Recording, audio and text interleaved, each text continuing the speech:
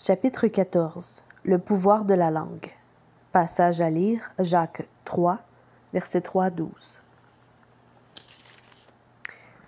Par elle, nous bénissons le Seigneur notre Père, et par elle, nous maudissons les hommes faits à l'image de Dieu.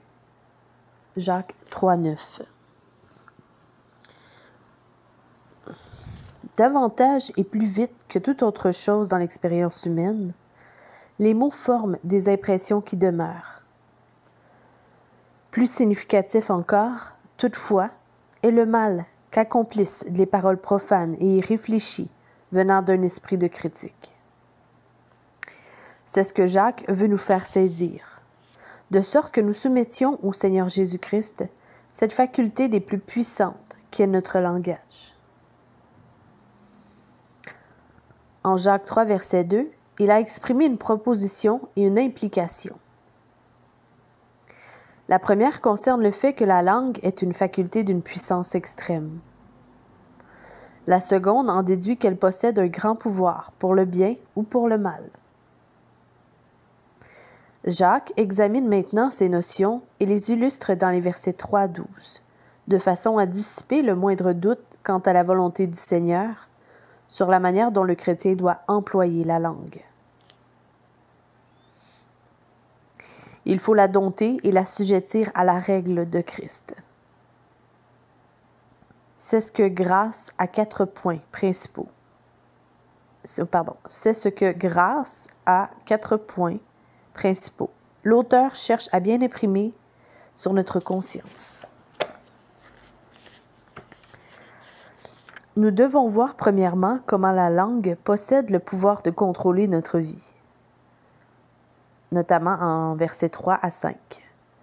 Deuxièmement, sa puissance potentielle de destruction, versets 5 et 6. Troisièmement, l'incapacité pour l'homme de contrôler sa langue, versets 7 à 10. Et enfin, qu'il ne faut pas qu'il en soit ainsi, mais que la piété devrait caractériser notre parole, versets 10 à 12. Le pouvoir, le contrôle que possède la langue, versets 3 à 5.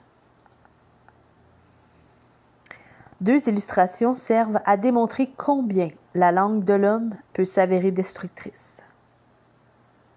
Jacques parle d'abord du mors qu'on met dans la bouche du cheval, puis du gouvernail qui oriente le navire. Il termine en formulant le principe en jeu, au verset 5. Le mors dans la bouche du cheval. Dans le centre-ville d'Édimbourg, en Écosse, se dresse une énorme statue de bronze qui représente Alexandre et Bucéphale. Alexandre n'était pas encore le grand quand il parvint à dompter son cheval. L'ardent Bucéphale, son père, Philippe de Macédoine, n'avait pas réussi à briser l'animal et allait s'en débarrasser quand le jeune Alexandre intervint. Le roi dit au jeune homme qu'il pourrait garder le cheval s'il arrivait à le contrôler. Alexandre avait remarqué que Bucéphale craignait sa propre ombre. Il le mit donc face au soleil, prit les rênes, le monta avec précaution et ne tarda pas à l'avoir sous son contrôle. Cette ombre était une petite chose, mais elle était la clé pour la maîtrise d'un animal aussi grand et puissant. Jacques se sert de mort placée dans la bouche du cheval pour illustrer le fait qu'une grande force au potentiel rebelle peut être assujettie et redirigée par un élément relativement petit. Si nous mettons le mors dans la bouche des chevaux pour qu'ils nous obéissent, nous dirigeons ainsi leur corps tout entier. Verset 3. Le volant de la voiture est un équivalent moderne.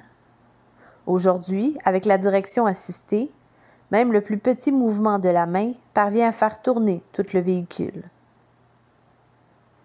À une époque où l'ordinateur est omniprésent, les impulsions électriques les plus minuscules se traduisent à l'intérieur de la machine en ordre qui contrôle et dirige des machines énormes, comme les grues de chantier. Il en est de même, dit Jacques, quand on contrôle la langue. Le corps dans son entier en ressent les bienfaits. Le gouvernail du navire, verset 4. Dans mon enfance, j'accompagnais un jour un ami qui allait mettre à l'eau le nouveau modèle de bateau à moteur qu'il venait de construire. Il le posa sur l'eau, en fit démarrer le moteur et le dirigea vers le milieu de l'étang. Tout se passa bien pendant quelques minutes, jusqu'à ce que le gouvernail se bloque. Il nous fallut alors regarder impuissant le petit engin tourner sur lui-même. Puis encore, la proue du navire commença à s'effondrer dans l'eau, et bientôt, tout le bâtiment disparut devant nos yeux, ne laissant qu'une trappe d'écoutille à la surface de l'eau, seule preuve des heures de travail de mon ami. Le gouvernail avait fait toute la différence. Il est vrai que le bateau avait coulé, mais le gouvernail bloqué l'avait placé hors de notre portée pour le récupérer. Eh bien, dit Jacques, voici, même les navires qui sont si grands et que poussent des vents impétueux sont dirigés par un très petit gouvernail au gré du pilote. Jacques parle bien sûr d'un vrai navire, d'un de ces anciens grands voiliers, secoués par les vents et les vagues. Le contrôle du gouvernail est une question de vie ou de mort, alors que le navire trace sa course par gros temps. S'appliquant à la langue, l'illustration signifie qu'on peut la contrôler de manière à aider l'homme tout entier à naviguer correctement face aux pressions externes qui menacent de l'égarer. Avec une langue saine, par exemple, il peut résister à la tendance d'être emporté à tout vent de doctrine. Étant capable de donner une raison de l'espérance qui est en lui, il repoussera les tentatives de Satan à l'écarter de la voie étroite du salut. Par une parole douce ici et là, il éteindra la colère. Quoi qu'il en soit, la langue a un effet sur la vie de l'homme qui est hors de toute proportion par rapport à sa taille. Le principe de ces choses, verset 5. La langue est l'instrument le plus puissant des lignes d'action et des projets du cœur humain. Jacques aborde cet aspect quand il déclare que bien que la langue soit un petit membre, elle se vante de grandes choses. Il ne veut pas dire que la langue ne cesse de se targuer de ses prétendus pouvoirs, mais plutôt qu'elle possède un vrai pouvoir. La langue peut effectivement se vanter d'avoir une grande influence et des capacités étendues. Bien sûr, la preuve la plus évidente de cela, dans notre expérience, est le point auquel nous avons ressenti l'effet des paroles des autres. Rien ne nous réchauffe plus le cœur que des expressions sincères et cordiales d'amour et d'estime. Rien non plus ne blesse autant que des mots durs, d'une critique amère ou d'un reproche. Les mots pénètrent plus profond qu'un couteau. Le potentiel destructeur de la langue. Versets 5 et 6. Jacques illustre le potentiel destructeur de la langue de l'homme par le feu et ses effets. Comme dans le passage précédent, l'illustration devance l'application du principe en jeu. L'étincelle et l'incendie de forêt. Verset 5. Jouer avec le feu est une expression appropriée pour une menace latente. Plus d'une famille a perdu tous ses biens et son logement à cause de l'emploi négligent d'une allumette. Même quand on contrôle l'utilisation du feu, les choses tournent mal parfois. Il y a quelques années, un office national des forêts décida de brûler une petite région de boisés pour des raisons écologiques. Mais le feu se propagea trop rapidement, brûla des hectares de forêt et tragiquement coûta la vie à un pompier. Voyez donc comme un petit feu peut embraser une grande forêt. Verset 5. Les paroles peuvent aussi se répandre comme une traînée de poudre, et le téléphone de Bruce porte des opinions, des mensonges ou la vérité parfois, presque plus vite que les moyens normaux de communication. Un exemple célèbre de ceci se produit en Afrique du Sud pendant la guerre des Boers. Rider Haggard, auteur du livre Les mines du roi Salomon, était à Pretoria quand il apprit, par sa domestique, la nouvelle de la défaite des Anglais à Isandlwana, 24 heures avant la première missive officielle ne parviennent en Province du Natal. Quand les paroles prennent la forme de rumeurs calomniatrices et d'erreurs pernicieuses, les conséquences sont désastreuses. La parole de Dieu dit au sujet de l'insensé que le commencement des paroles de sa bouche est folie, et la fin de son discours est une méchante folie. Ecclésiaste 10, 13. Si la folie est un cancer de l'âme, alors l'hérésie est celui de l'Église. À propos du progrès de l'hérésie arienne dans l'Église du IVe siècle, un commentateur ancien disait « Arius, la petite étincelle d'Alexandrie, plongea le monde entier dans les flammes. » Ne sous-estimons jamais le pouvoir de la langue. La plume peut en réalité s'avérer plus puissante que l'épée.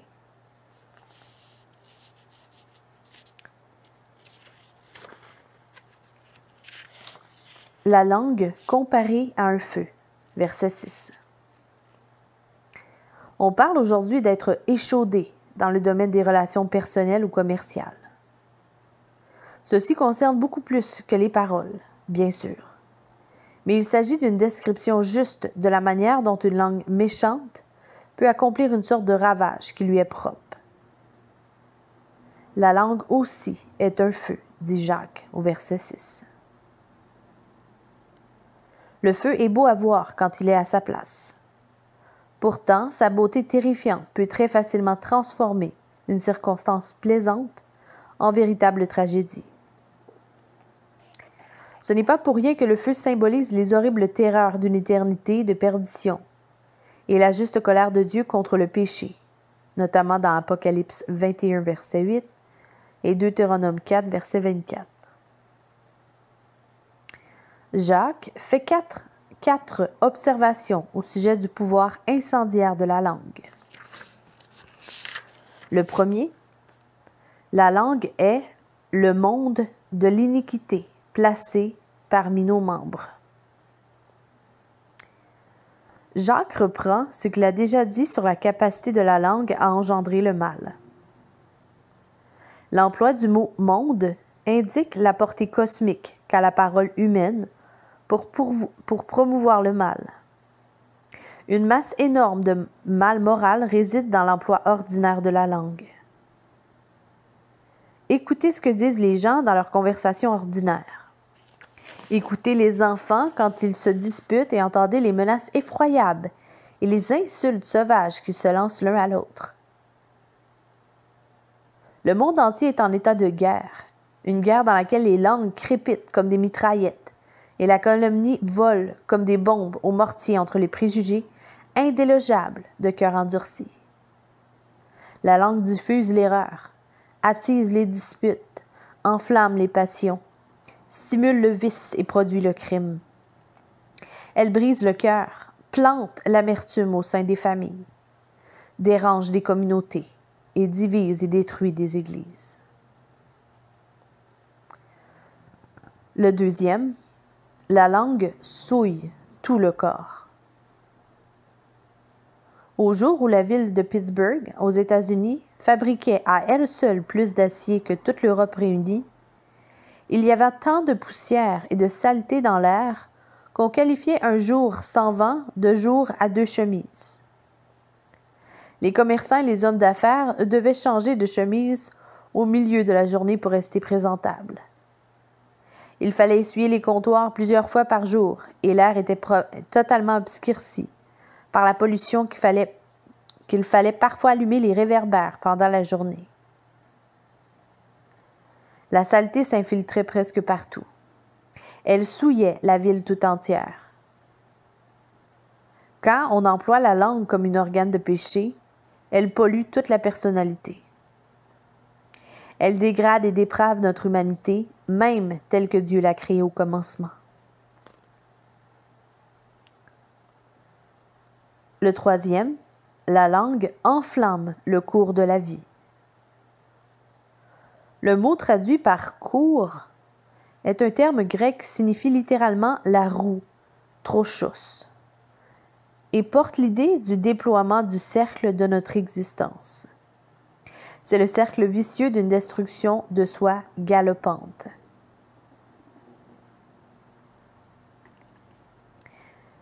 Le numéro 4. La langue est elle-même enflammée par la géhenne. C'est ici la racine de la question. Le combustible utilisé par la langue provient de l'enfer et Satan entretient le feu. Quand nos lèvres sont impures, elles parlent pour le diable. C'est la raison pour laquelle il est important qu'une pierre ardente, venant de l'autel de Dieu, touche les lèvres d'Isaïe, pour les purifier et leur permettre de servir le Seigneur en tant que prophète. Le feu de sainteté fit de lui la bouche même de Dieu. Il était donc impossible de dire au sujet de sa langue qu'elle était enflammée par la géhenne. Isaïe allait parler pour Dieu, et nous le pouvons aussi quand la puissance du Saint-Esprit renouvelle et dirige notre langue, et que nous sommes portés dans un engagement de cœur pour le Seigneur Jésus-Christ.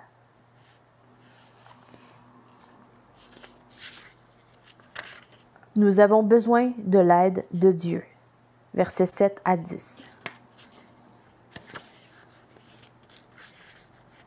L'homme moderne pense pouvoir résoudre lui-même ses problèmes. Combien de fois avons-nous entendu les hommes politiques déclarer « Nous avons créé ce problème, nous pouvons en trouver la solution ». Comme pour tant de slogans accrocheurs, la logique ne suit pas nécessairement. Qu'il s'agisse d'une expression de pur espoir humaniste dans le triomphe de l'homme du monde ou d'une simple devise pour gagner des votes, c'est toujours un mensonge que le temps et la vie se chargeront de mettre à nu. Beaucoup trop de problèmes créés par l'homme ont un caractère irréversible qu'il ne peut résoudre pour que des déclarations aussi simplistes conservent la moindre crédibilité. Le cas de la langue humaine est une illustration parfaite d'un problème plus général.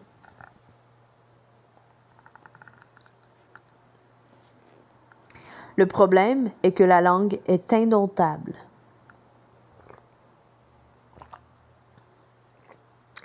L'homme pense pouvoir tout faire parce qu'il a accompli certaines choses.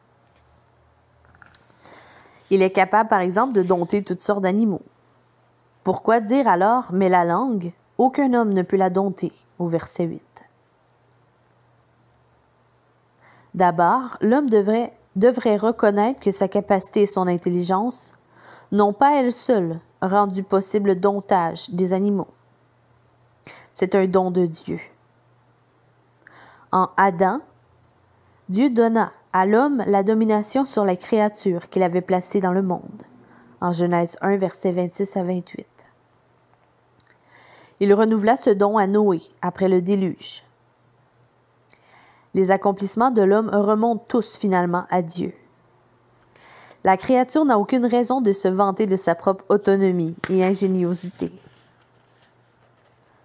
C'est pourquoi, en second lieu, l'impossibilité réelle de dompter la langue de l'homme et le problème continuel de la méchanceté humaine devrait ne laisser aucun doute à l'homme quant à son besoin d'un sauveur. Pourquoi? Parce que dans sa propre force et par sa propre volonté autonome, il est incapable de dompter sa langue qui est un mal qu'on ne peut réprimer. Elle est pleine d'un venin mortel. Verset 8. Paul dit des pécheurs inconvertis ils ont sous leurs lèvres un venin d'aspic. La raison en est que la crainte de Dieu n'est pas devant leurs yeux. Le psalmiste dit que ces hommes méchants, ils aiguisent leur langue comme un serpent, en Psaume 140, verset 4. C'est une allusion indubitable au fait que, lorsqu'il vint tenter Ève dans le jardin, au commencement, Satan parut sous la forme d'un serpent, et que ce fut par des paroles qu'il atteignit son but mortel. La preuve tient dans l'inconséquence de la langue. Versets 9 et 10. Mais les hommes sont-ils aussi mauvais que cela? Après tout, hormis le fait de trébucher ici et là, la plupart des gens sont relativement modérés dans leurs paroles. Où donc est la preuve de l'exactitude de la description sans cesse négative de la langue que fait Jacques? La preuve, dit-il, s'il en est vraiment besoin, est dans l'inconséquence avec laquelle nous employons la langue. Autrement dit, ce sont précisément dans ces occasions de manque de contrôle de la langue, quand la tension ou la colère passe derrière la façade des conventions sociales pour révéler les dispositions profondes du cœur, que le caractère vicieux d'une langue non renouvelée se révèle. Ce n'est pas que les gens jurent parfois ou laissent échapper des remarques irréfléchies dans l'excitation du moment.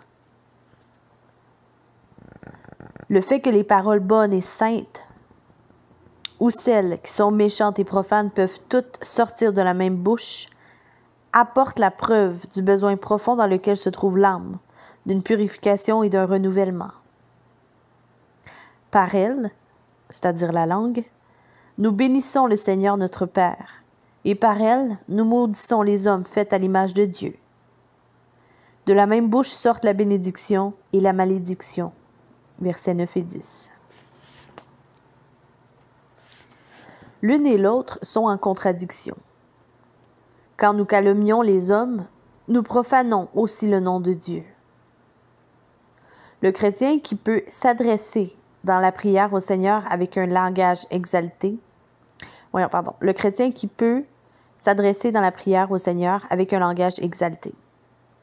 Mais si par ailleurs, il ne cesse de ridiculiser tous ceux qui n'arrivent pas tout à fait à la hauteur de ses attentes, il n'a pas encore fait face à la réalité de sa propre dépravation. Cela était vrai de Pierre, quand, avec serment, il nia connaître le Seigneur Jésus-Christ, lors de la nuit terrible de l'arrestation de Jésus.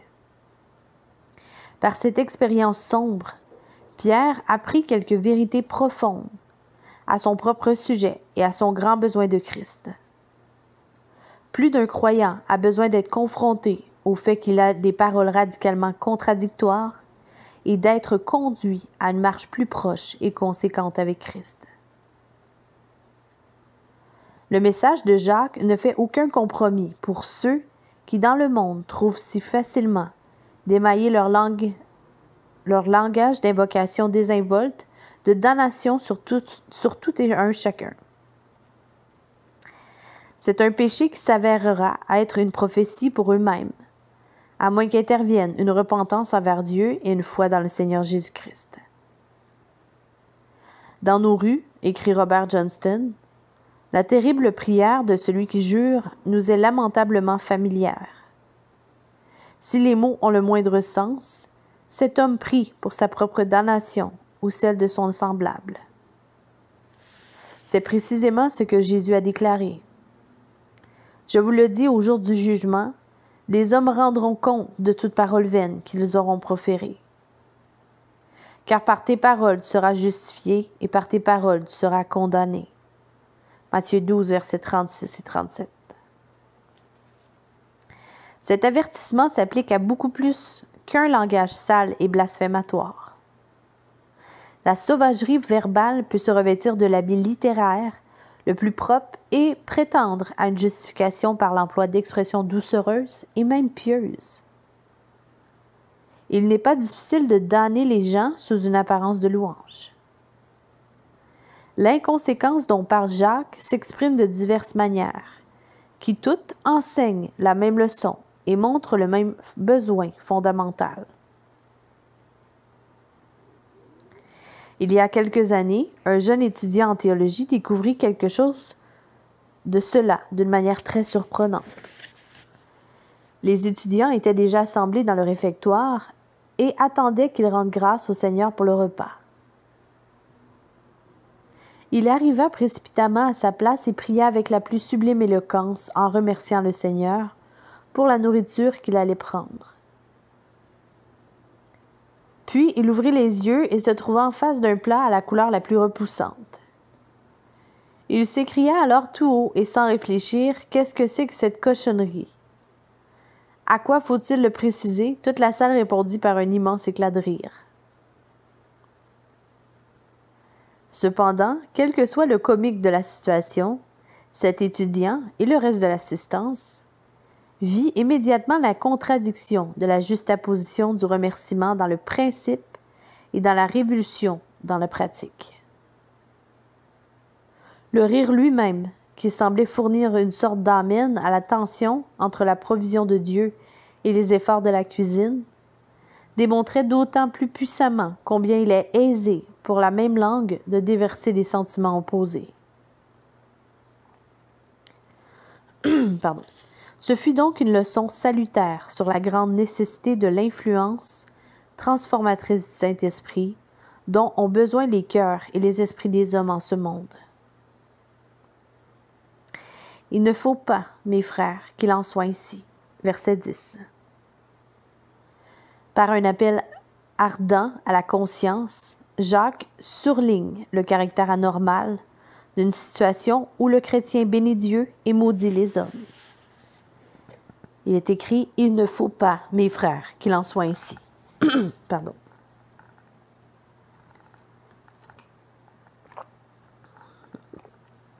Ceux qui aiment le Seigneur ne peuvent pas se permettre de parler avec une telle inconséquence.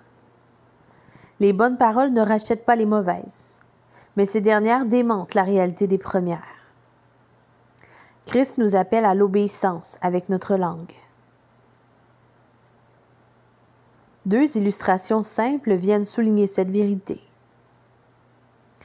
Elles sont arrangées de manière hébraïque classique en se recoupant mutuellement. A. La source fait-elle jaillir par la même ouverture l'eau douce et l'eau amère? B. Un figuier, mes frères, peut-il produire des olives? L'autre B. Ou une vigne des figues? L'autre A. De l'eau salée ne peut pas non plus produire de l'eau douce. Versets 11 et 12. La subtilité de l'illustration réside dans la comparaison de ce qui est pleinement évident. Le figuier ne produit pas d'olives, avec ce qui l'est moins, des sources dont l'aspect et le bruit sont les mêmes, en promettant donc une bonne chose, de bonnes choses peuvent s'avérer tout à fait différentes quand on les goûte. Ne nous trompons pas. Quand une source fait jaillir de l'eau salée, vous savez qu'il y a quelque chose de bizarre au fond. Le fait est qu'une source salée ne peut pas aussi produire d'eau douce. L'illustration de Jacques ramène ses lecteurs aux paroles du Seigneur lors de son ministère terrestre et au cœur même de l'Évangile de la grâce qui est capable de transformer la totalité de la personne, y compris la langue si indomptable. Christ est la source de la vie qui donne à tous ceux qui viennent à lui, dans la foi, cette eau qui deviendra en lui une source d'eau qui jaillira jusqu'à la vie éternelle. Amen. Jean 4, 14. Jésus dit, « Si quelqu'un a soif, qu'il vienne à moi et qu'il boive. Celui qui croit en moi, des fleuves d'eau vive couleront de son sein, comme dit l'Écriture. » Il dit cela de l'esprit. Alors le grand pouvoir de la langue de l'homme peut être assujetti en vue d'un service rempli d'amour pour le Seigneur qui vint sauver son peuple de ses péchés. Nous chanterons alors avec joie Je louerai de ma bouche hautement l'Éternel. Je le célébrerai au milieu de la multitude. Psaume 109, verset 30. Fin du chapitre 14.